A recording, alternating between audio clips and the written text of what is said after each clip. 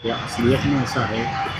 TCS प्रकरण जो नासिक का है, जिसमें धर्म परिवर्तन का आरोप में जो कई आरोपी को जेल में है, एसआईटी बन गई।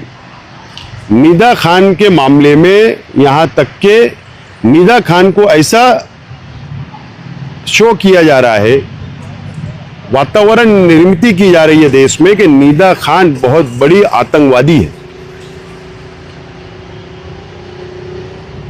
और जो उसको पाटिंबा दे रहा है, तुम उसके घर पे जीसीबी चला दे रहे हो, बुलडोजर का राजनीति कर रहे हो। इतनी बड़ी आतंकवाद बताने का जो प्रयत्न इस देश में किया जा रहा है, नफरत की राजनीति। मेरा केंद्र सरकार से, मेरा राज्य सरकार से प्रश्न है, सवाल है, निदा खान के ऊपर आरोप सिद्ध हो गए क्या? नहीं हुए। ये मालेगांव शहर है जो साध्वी प्रज्ञा सिंह ठाकुर ने बम ब्लास्ट की, जो जेल गई, जो उसको निर्दोष नहीं मुक्त किया गया था कोर्ट ने। उसके बाद भारतीय जनता पार्टी ने भोपाल से टिकट दिया, लोकसभा का, चुनकर आई, लोकसभा में बैठी, और जब ये बोला करते थे कि नहीं दोषी नहीं है, तो क्या आज निदा खान दोषी है?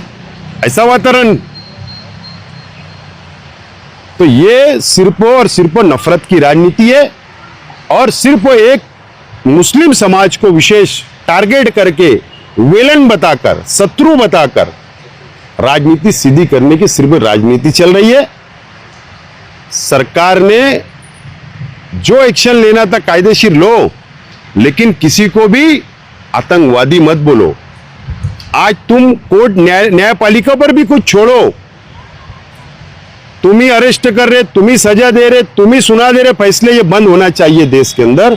ये देश सबका है, सब विचारों का है, सब धर्म के लोगों का है। ये सरकार सिर्फ पार्लियामेंट का इलेक्शन आ रहा है, इसके लिए राजनीति लड़ाने की कर रही है।